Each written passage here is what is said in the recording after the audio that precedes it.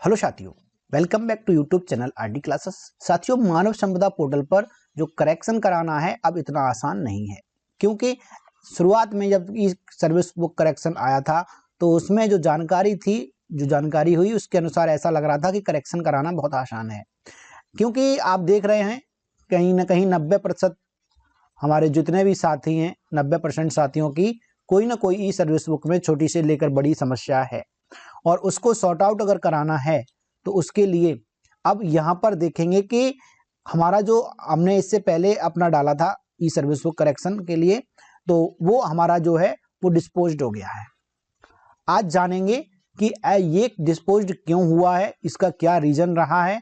कहीं आपने भी तो नहीं किया है ऐसे, जैसे हमने जो किया था ऐसा ही सेम प्रोसेस आपने भी किया है, तो हो सकता है कि आपका भी कहीं डिस्पोज्ड ना हो जाए।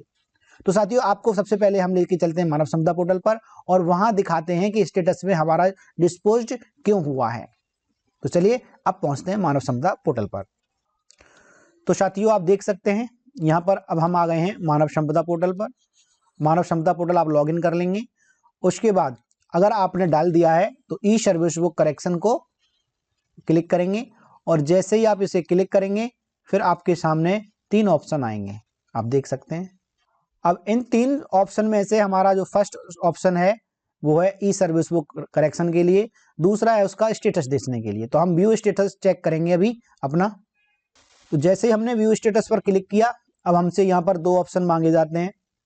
आप या तो अपना ग्रीवेंस आईडी अगर आपको पता है तो वो, नहीं तो अपने किस मंथ और किस ईयर में ग्रीवेंस डाला था वो डाल सकते हैं। तो क्लिक करना पड़ेगा, लेकिन हमको ग्रीवेंस आईडी याद है तो हम अपनी ग्रीवेंस आईडी इसमें डाल देते हैं। तो हमारी ग्रीवेंस आईडी जो है वो है 817 हमने अपनी ग्रीवेंस आईडी डालना है इसमें और इसको सबमिट कर देते हैं। जैसे ये सबमिट हो जाएगी, अब आपको दिखाते हैं आगे क्या लिख के आ रहा है। यहां पर आपको दिखाना है एक चीज और कि जो ये बता रहे हैं जिसके कारण इसको रिजेक्ट किया गया है, क्या वो नेसेसरी था। अभी मैं आगे वीडियो में इसकी बात करूंगा। सबसे पहले आप एक बार देख लीजिएगा, ये जो हमारा ग्रीवेंस था वो डाला गया था 5 जनवरी को और ई सर्विस बुक अपडेट के लिए था, नॉट अपडेटेड ग्रीवेंस टाइप था, ये हमारी अपडेट नहीं है।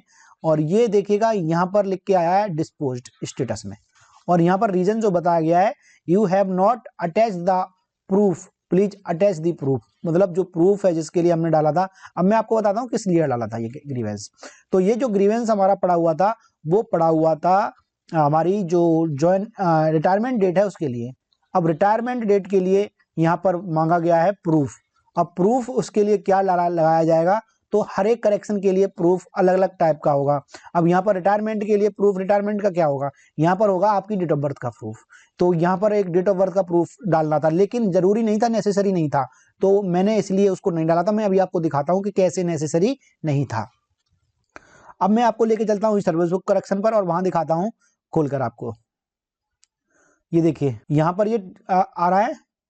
तो यहाँ पर ये जो रेड मार्क वाला था, स्टार वाला, जो जरूरी होता है वरना, जैसे ग्रीवेंस टाइप बहुत जरूरी है, स्टार बना हुआ है, डिस्क्रिप्शन में भरना जरूरी है, लेकिन प्रीवियस रेफरेंस नंबर अगर है तो डालिएगा, नहीं है तो कोई बात नहीं। अपलोड डॉक्यूमेंट इफ है तो डालिएगा, नहीं तो नहीं। तो यहाँ पर अगर ऐसा होता कि हाँ बहुत जरूरी है ये डालना, तो इसको नेसेसरी स्टार में इसको इंगित करना चाहिए था, लेकिन यहाँ पर स्टार में इंगित नहीं था, इसलिए हमने इसको नहीं लगाया था। तो चलिए इस बार हम उसको लगा कर देखेंगे। क्या करते हैं कि इसमें अपलोड कर देंगे। तो जो आपका, अगर आपने भी कोई प्रूफ नहीं लगाया है तो जरूरी नहीं है कि आपका इसी टाइप का हो जिसमें प्रूफ की जरूरत है। हाँ, लेकिन अगर किसी में प्रूफ की जरूरी होगा तो उसको आपका डिस्पोस्ट कर दिया जाएगा, लेकिन जिसमें प्रूफ की जरूरत नहीं होगी वो आपका एक्सेप्ट कर लिया जाएगा। ठीक है साथियों, तो चलिए अब मिलेंगे आपके साथ नेक्स्ट वीडियो में नेक्स्ट अपडेट के साथ। Thank you.